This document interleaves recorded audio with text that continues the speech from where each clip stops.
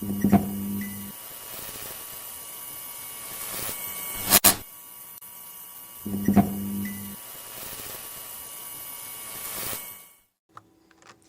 everybody, how are you today? Hope you're doing great.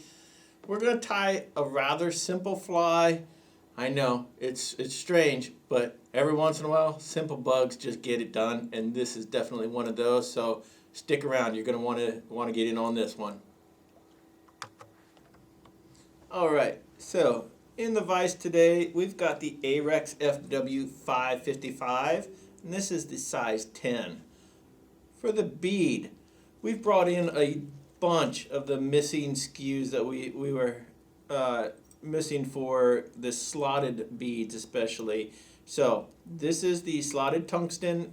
This is a 1/8, but this is metallic brown, and it is just an amazing bead. So I've got some non-lead 0.015, and I'm going to get 7-8 wraps on there. Now, when we're tying this, and today we're tying the Ephemera, which is the nymphal version of the mayfly that becomes the brown drake. And for the most part, these nymphs, or in the nymphal version, these are going to be near the bottom, but they're looking for something where they can bury a little hole, make a tube, and not have it collapse on them.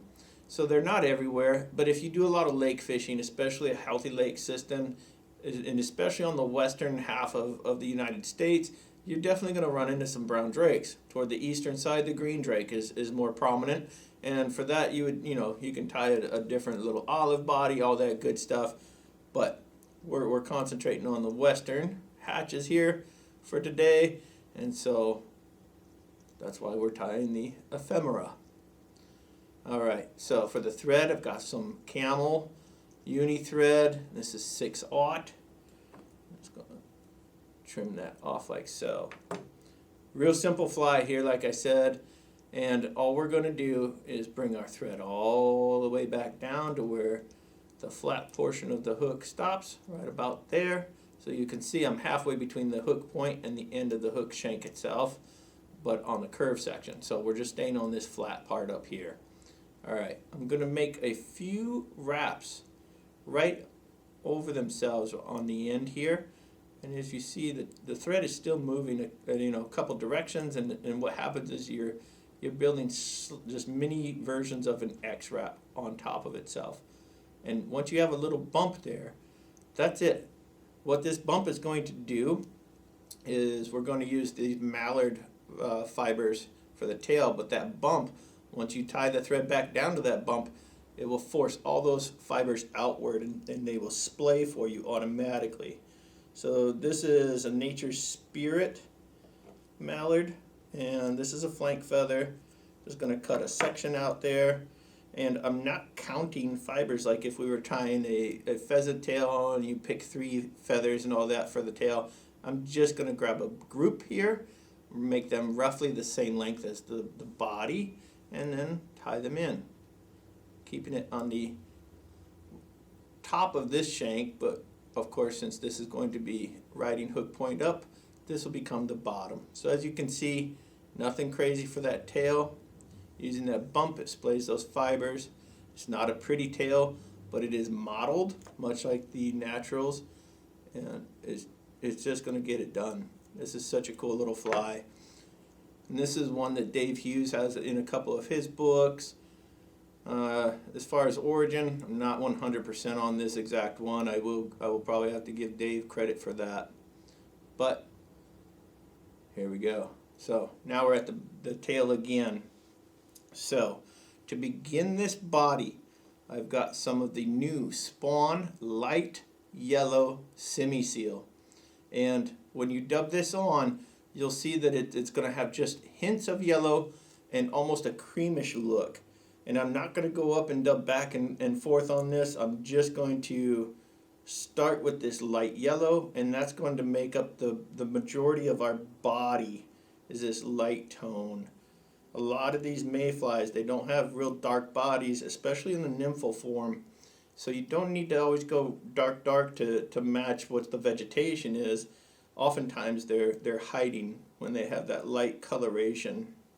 So this is going to work just fine. One thing you might not know about these ephemera is they live in the bottom in the substrate of a lake, and they grow, and as they grow they have to form a new shuck, and so they actually molt. And in the course of a year to 2 years as a nymph, they can molt roughly 30 times. So they're coming above the substrate long enough to get rid of that old case or shuck, and then they go back in and dig a new tunnel, and that's, they wait until the next time they've got to come out. All right, so there's not a lot of taper that goes into this, but there is a subtle amount. And so at this point, I'm going to dub just a little bit more of this light yellow on here. And the reason being, I like this as my thoracic region up here, so just a couple wraps back and then over themselves on the way up again. And now I'll just build a slight taperish look here as we get into what will be the thorax. Okay. So again, on those tails, you could go with something like partridge and make it sparse. Or if you have a tail that's really clogged like this, get in there with your bodkin or scissors and just go ahead and spread those fibers out. Once it's wet, they're all going to slick back, but that's not too big of an issue. All right, so now we just have a thorax to dub, and we need a wing case. And so for the wing case, I've just got some hairline pheasant tail, and this is brown. And what I'm going to go in for here is a big section, much bigger than what I think I need. And this is where people get frustrated sometimes doing a pheasant tail, especially wing case, is you get these fibers pulled out, you tie them in, you pull it over, and you're going, where did all my fibers go?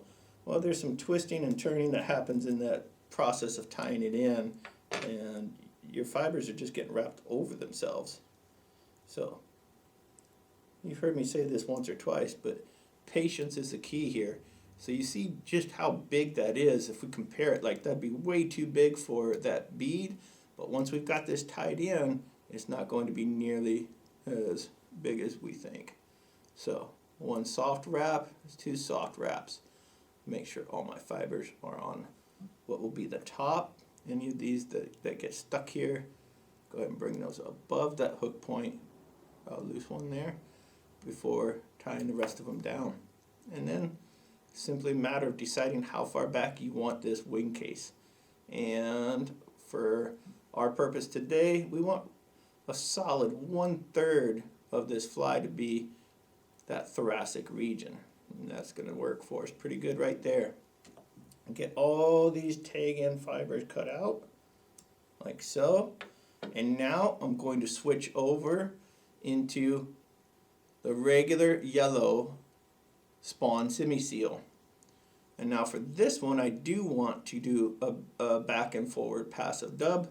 And so we're just going to get a noodle started here, get some of this yellow dubbed onto my thread, and we'll make those 2 passes. So you can see the coloration change is going to be subtle, but in most of these nymphs, all the coloration is very subtle. And so we're just going for something that has a little color, as well as a creamy kind of effect. And these 2 yellows do it just fine. Alright, I'm going to add just a touch more there. Get all the way back up to that bead. That's too much. A little bit. There we go. Perfect. Alright, like so. And this doesn't have to be super clean for this abdomen. We're not tying in any legs, anything crazy like that. All we're doing now is, as cleanly as we can, pulling this wing case back over our thorax. Some of these fibers are pretty short. Yeah, very short. There we go. Get them lined up behind that hook eye and start tying them down. I've got one fiber that doesn't want to stay there, and so they'll have to leave. Bring those fibers forward just a touch.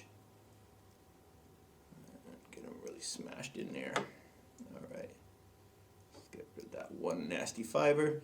And at this point I can trim out these butt ends like so. Just take your time, clean up any of those nasty fibers that you have to, and that's it. We are almost done with this fly. Nothing to it. I told you I'd throw you a simple one. Every once in a while it's nice to have a couple flies in your arsenal that unexpected trip or whatever pops up, you can go, yep, I'll be ready. And then just tie some flies and go catch some fish. Let's just throw a couple whip finishes on this guy and we'll be ready to go and catch some trout. Alright. There you go. Nothing to it. Now all we got to do is add a little head cement to those thread wraps. And that's it. At this point, if you wanted to, you could come in with your bodkin and just pick a couple of these thorax fibers out, make it look a little buggier. Again, don't have to. This fly just gets it done. One thing I would recommend is tying a size not necessarily larger, but definitely heavier. This one is specifically for the fish that are coming towards shore a little bit in the springtime weather, and I don't need them to go look a long distance for that fly, but once you see them cruising, this is a shallow water version. Remember, it's just a size 1/8 bead on there. I'll get rid of some of these fibers. But by all means, I will tie this with a 5/32 bead and probably one size just a little heavier to fish deep when those fish are holding on the bottom. And there you have it, folks. Ephemera. This is the nymphal version of the brown drake, and boy does it catch fish. I hope you guys enjoyed this one. If you did, please hit like and subscribe, and we will see you guys on the water.